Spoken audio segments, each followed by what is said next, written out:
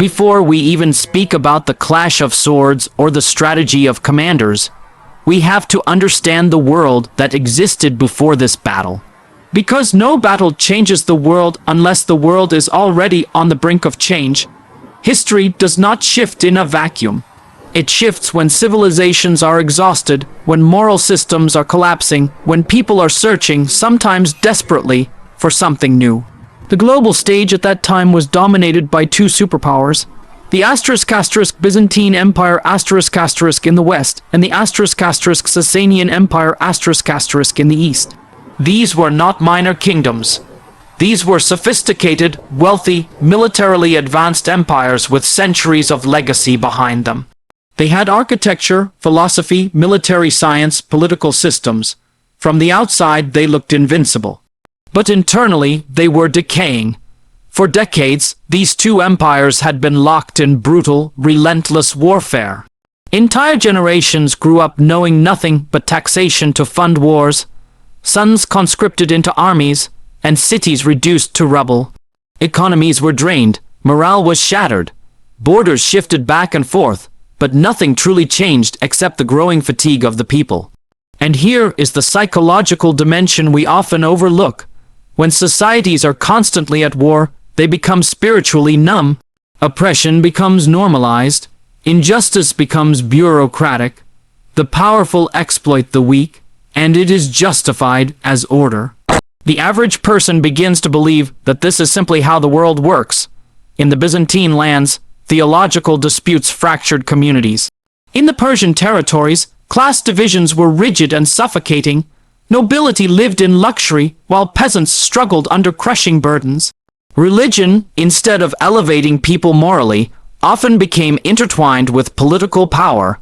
And then there was Arabia, dismissed by these empires as an insignificant desert. No imperial army took the tribes of Arabia seriously. No emperor lost sleep over them.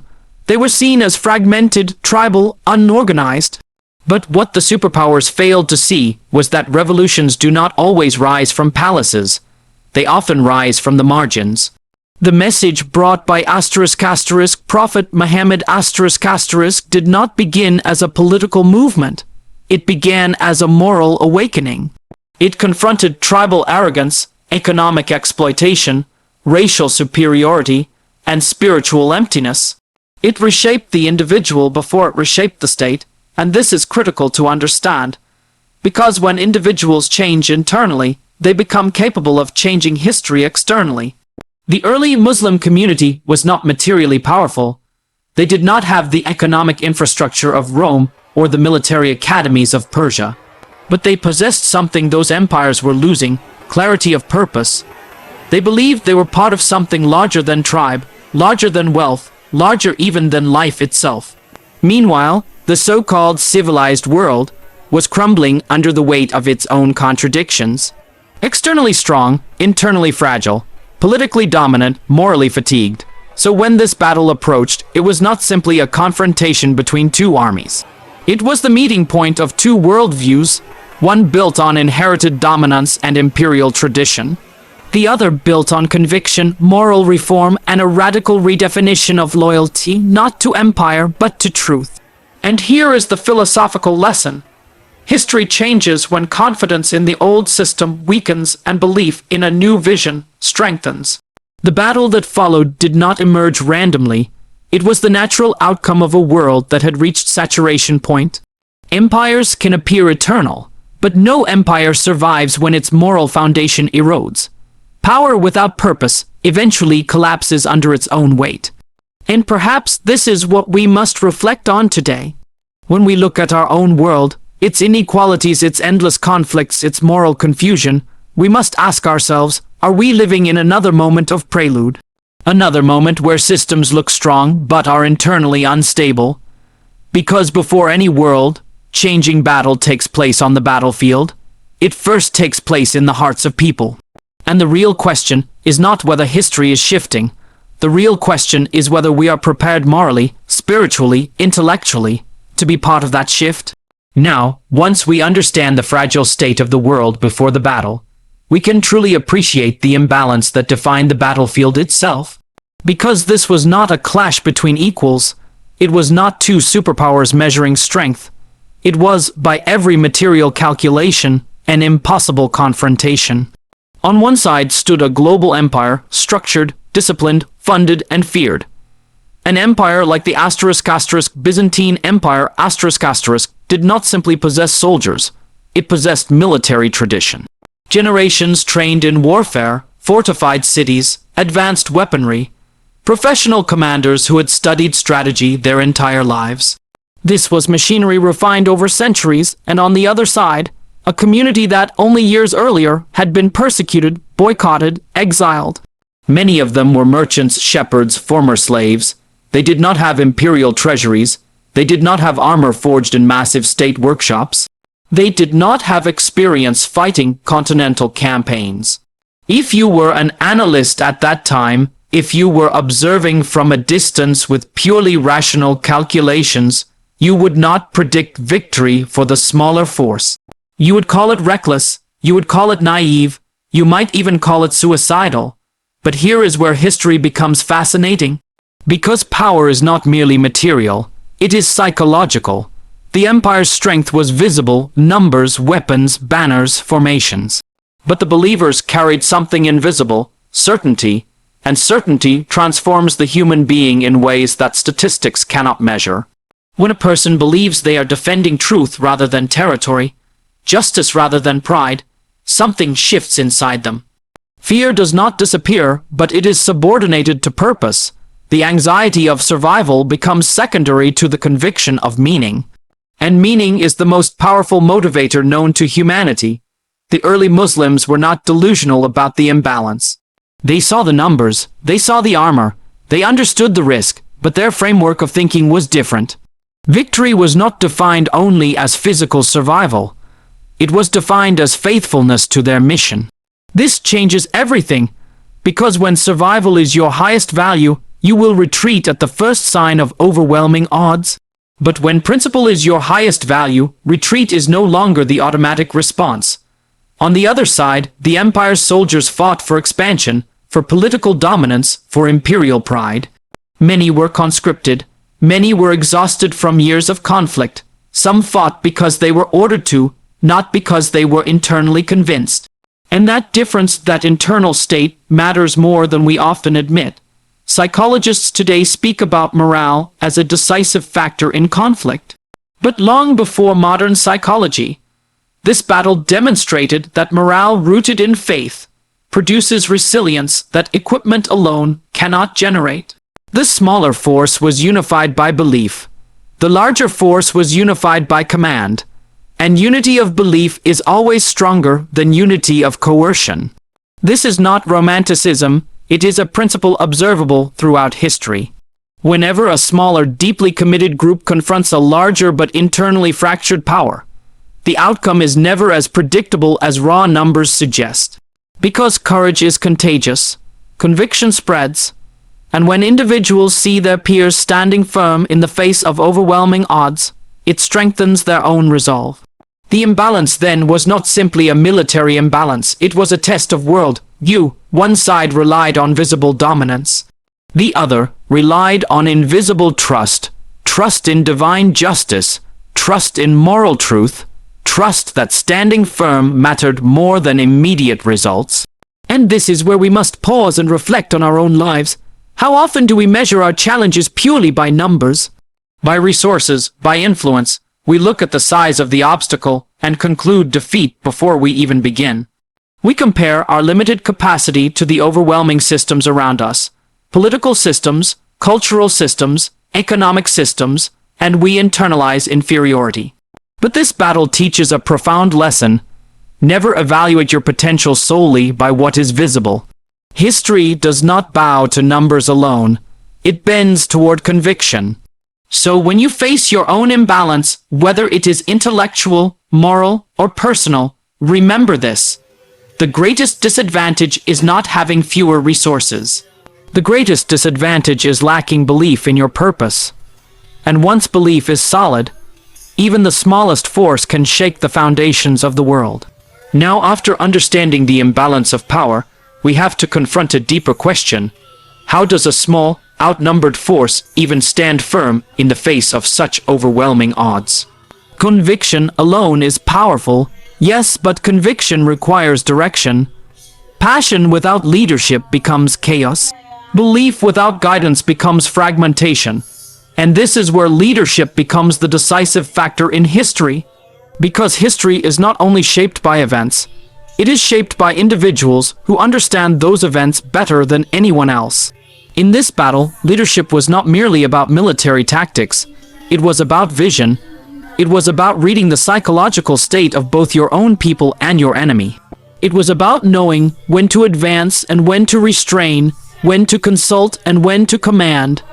The example of Prophet Muhammad demonstrates something profound about transformative leadership. He was not simply issuing orders from a distance. He stood with his companions, he consulted them, he listened. He corrected, he encouraged, he prayed. He prepared strategically while simultaneously nurturing their spiritual resilience. And this combination is rare. Many leaders throughout history excelled in strategy, but failed morally. Others were morally upright but lacked strategic clarity. But when moral authority and strategic intelligence combine in one leader, movements shift from being temporary uprisings to becoming civilizational forces. Consider the psychological effect of leadership in moments of fear. When soldiers see hesitation in their commander, doubt spreads like wildfire. But when they see calmness, composure, and certainty, that emotional stability transfers to them. Leadership is emotional regulation at scale. In moments before battle, anxiety is natural, hearts race, minds imagine worst-case scenarios, but the leader sets the tone. Through words, through posture, through prayer, through consultation, he transforms fear into focus. And notice something else. True leadership does not deny reality. It does not pretend the enemy is weak. It acknowledges the challenge, but it reframes it. It shifts the narrative from "we are outnumbered" to "we are entrusted," from "they are powerful" to "we are purposeful." This reframing is not manipulation, it is perspective. The Prophet did not build a generation dependent on his presence alone. He built leaders within leaders.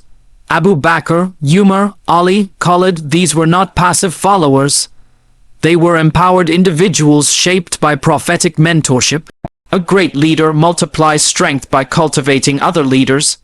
And this is why this battle changed the world.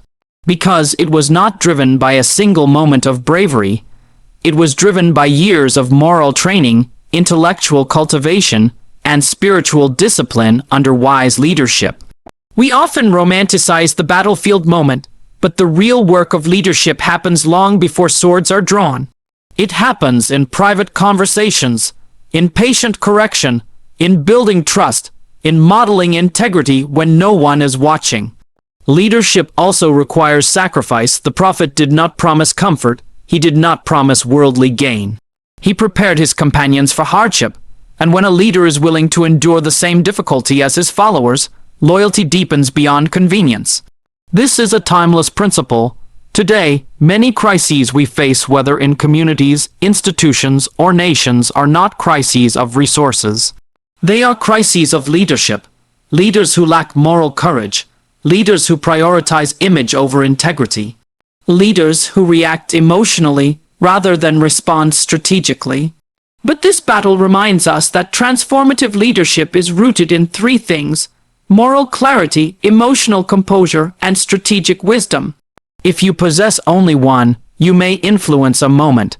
If you possess all three, you shape history. So the lesson for us is not merely to admire great leaders of the past. It is to ask ourselves, in our own spheres, our families, our communities, our professions, are we cultivating those qualities? Because leadership is not reserved for prophets and generals. Every parent leads, every teacher leads. Every person with influence leads in some capacity, and the world does not change when people complain about leadership. It changes when they embody it. So if you want to be part of the next moment that shifts history, do not wait for a title. Develop your character, discipline your emotions, clarify your principles, because in the end, The battle that changes the world is always preceded by a leader who first conquered himself. But even after understanding the imbalance of power, and even after appreciating the brilliance of leadership, there is still something deeper that explains how this battle changed the world. Strategy matters, leadership matters, preparation matters, but there was another dimension operating beneath all of it, the spiritual dimension.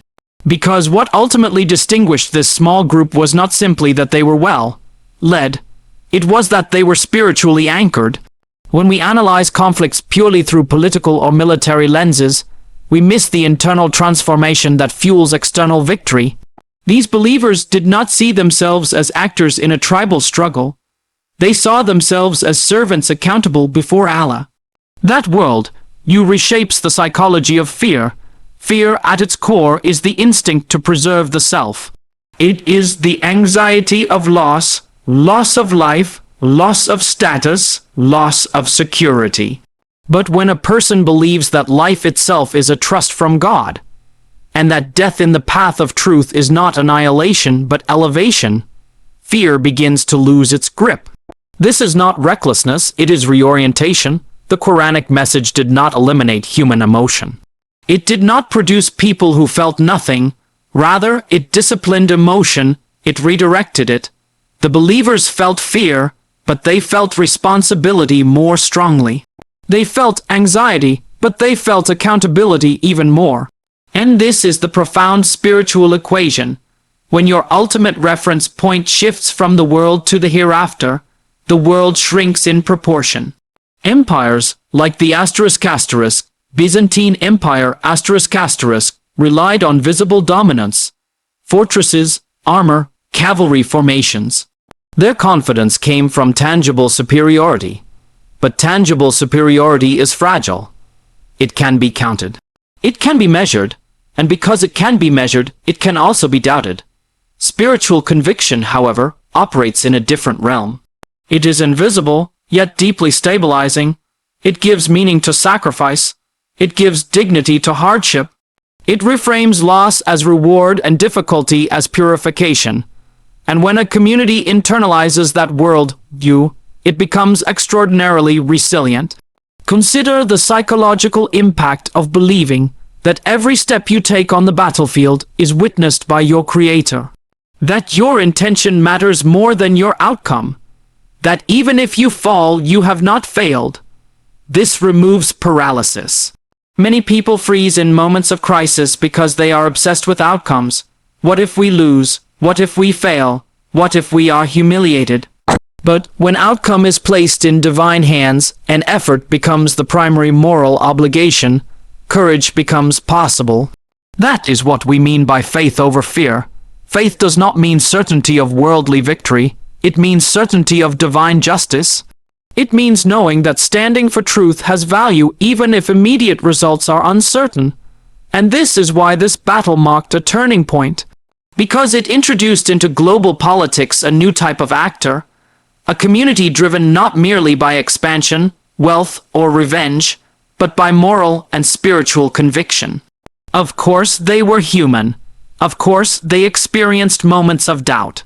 But the spiritual training they had undergone, years of revelation, prayer, patience, persecution, had built within them a framework that stabilized them in chaos. And here is where we must internalize the lesson. Our greatest battles today may not involve swords or armies. They may involve ethical compromise, cultural pressure, intellectual confusion, personal temptation. And in those moments the imbalance may feel just as overwhelming, but the principle remains the same. If your heart is anchored, you will not be easily shaken. If your faith is cultivated before the crisis, you will stand firm during the crisis. So the real question is not whether fear exists. Fear is human. The real question is, what stands above your fear? If comfort stands above it, you will retreat. If reputation stands above it, you will compromise. But if faith stands above it, you will endure. And that is the enduring legacy of this battle. It proved that when faith governs the heart, fear no longer governs the future. So strengthen your inner world before the outer battle arrives, because history is changed by those whose hearts are stronger than their fears. And then the moment came when the battle was no longer a possibility, no longer a looming threat. It became reality. Steel met steel, plans were tested, conviction was exposed, and when the dust began to settle, the world was no longer the same. This is what we mean when we say a turning point in history. Not every victory changes civilizations. Some victories are symbolic, some are temporary, but occasionally an event shifts the trajectory of nations so profoundly that historians divide time into before and after. This was one of those moments. For decades, the global order had been shaped by dominant empires. Power flowed outward from capitals like Constantinople and Ctesiphon. Smaller regions adapted, survived, or submitted. But after this battle, something extraordinary happened. The psychological monopoly of those empires was shattered. And that psychological shift may have been more important than the territorial one. Because empires do not rule by force alone. They rule by perception. People comply not only because they are conquered, but because they believe resistance is futile. They internalize the permanence of power. When a smaller force defeats what was assumed to be invincible, it does more than win land, it disrupts imagination. The Sasanian Empire once seen as an unshakable superpower, began to fracture. The Byzantine Empire already exhausted, could no longer project dominance in the same way. Political alliances recalibrated, trade routes shifted, religious landscapes transformed, but perhaps even more profound was the ideological transformation. This was not merely a transfer of political authority. It was the expansion of a world view. A moral and theological framework moved from the margins of Arabia onto the global stage. Governance began to be redefined, not as the divine right of kings, but as accountability before God. Tribal identities were gradually subordinated to a broader spiritual brotherhood. Of course, history is complex.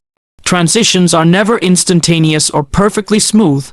But what cannot be denied is that this battle accelerated a process already in motion.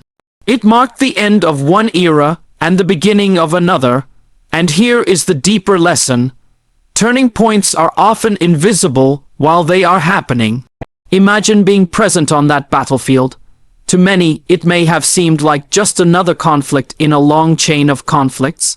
No one carries a banner announcing, "This is the moment that will reshape centuries." Yet with hindsight, we see clearly what they could not fully see. That realization should humble us, because we too are living in moments whose significance we may not yet grasp. Decisions made in what seem like ordinary circumstances can ripple outward across generations. Another aspect of this turning point was confidence. After this battle, the believers no longer saw themselves as a vulnerable minority struggling to survive. They recognized that their message had global implications. Their sense of responsibility expanded. Their strategic thinking expanded, their vision expanded. Success, when handled properly, deepens responsibility rather than inflating ego. And that is critical, because many movements collapse after victory. They grow arrogant. They lose moral discipline. They forget the principles that made them strong. But the true measure of a turning point is not just winning the battle, it is what you build afterward. This battle did not simply remove one power and replace it with another. It created space for a new civilizational project, one rooted in law, scholarship, spirituality, and governance. Within decades, intellectual centers would flourish, legal systems would develop, ethical frameworks would be debated and refined. The ripple effect extended far beyond the battlefield. So what does that mean for us? It means that when you face your decisive moments, your moral crossroads, your intellectual struggles, your communal challenges, do not underestimate their long-term impact. A single stand for truth can alter the trajectory of your life. A single act of courage can inspire others beyond your imagination. History shifts when individuals refuse to remain passive in pivotal moments. And perhaps the most powerful reflection is this: you may not always recognize your turning point while you are living it, but when the moment comes, act as if generations depend on your integrity, because sometimes they do. And now, we come to the part that matters most, not what happened then, but what it means now. It is easy to romanticize history. It is comfortable to admire great battles from a distance, to praise the courage of others, to analyze leadership, faith, and turning points as if they belong to a different species of human beings. But the Quranic world, does not present history as entertainment, it presents it as instruction. Every generation faces its own battle, not necessarily with swords, not necessarily on open fields, but battles none the less intellectual battles, moral battles, spiritual battles, battles over identity, battles over truth, battles over what kind of society we are willing to build, and what kind of compromise we are willing to accept. And here is where the relevance becomes uncomfortable. We often imagine that if we had lived during those great moments, alongside figures like Prophet Muhammad and his companions, we would have stood firm. We would have been courageous, we would have been unwavering, but history does not test us in hypothetical scenarios. It tests us in daily decisions. Your battle may be resisting corruption in a system where dishonesty is normalized. It may be maintaining faith in an environment that mocks belief. It may be speaking truth when silence is safer. It may be disciplining your own ego when pride feels justified. And just like in that historic confrontation, the imbalance may feel overwhelming. You may look at cultural forces, political powers, media narratives, economic pressures, and think, what difference can I make? That is the same psychological trap that has silenced countless people across centuries. It is the assumption that significance belongs only to the powerful. But the lesson of that world-changing battle dismantles that assumption. Change does not begin with dominance. It begins with conviction. It begins when ordinary individuals internalize extraordinary responsibility. When they stop measuring themselves by their resources and start measuring themselves by their principles. Another reality we must confront is this: battles are rarely announced in advance. There is no formal declaration that says, this is your defining moment. Often your defining moment looks like inconvenience, it looks like pressure, it looks like discomfort.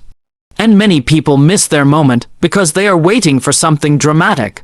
But moral courage is usually quiet. It is persistent, it is consistent, it is built long before it is tested. That earlier battle changed the world because a generation prepared themselves internally before they were confronted externally. Their faith was cultivated before their fear was triggered. Their discipline was built before chaos erupted. And this is the critical takeaway. If you wait until the battle arrives to build your character, it is already too late. Preparation happens in calm seasons, integrity is trained in private. Faith is strengthened in routine worship, in reflection, in sincere repentance. So, when your moment arrives, and it will, you are not scrambling to construct courage. You are simply activating what you have already built. We also have to recognize that not every battle is grand or public. Some of the most significant battles are internal. The battle against arrogance, against despair, against apathy. A community collapses not only when it is defeated externally, but when it surrenders internally. So the question for us is not, will there be battles? There always are. The question is, what kind of people will we be when they come? Will we be shaped by fear or by faith? By comfort or by conviction? By convenience or by principle? History remembers the battles that changed the world. But God witnesses the hearts that chose to stand firm within them. So prepare yourself now, strengthen your faith now, discipline your character now, because when your defining moment arrives, it will not ask whether you feel ready. It will reveal whether you are.